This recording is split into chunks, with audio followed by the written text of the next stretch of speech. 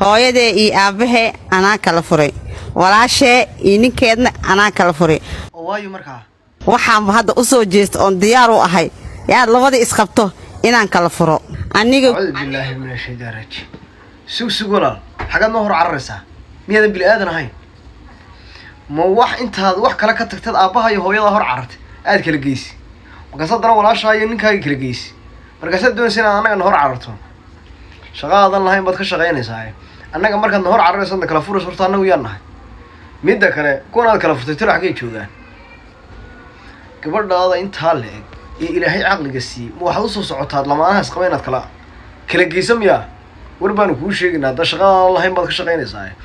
ta ku hor carartay ee ninkaagii kaa furtay ayaanu kuu soo qabanayna gacan bira kusoo qabanayna aan jeel kuu dhigaynaa ninkaagiina waan kuu soo celinaa inaad ir gurigaaga iskaga noqo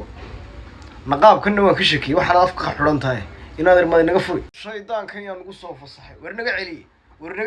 war ninkeedii waan u soo celinaa naga celiye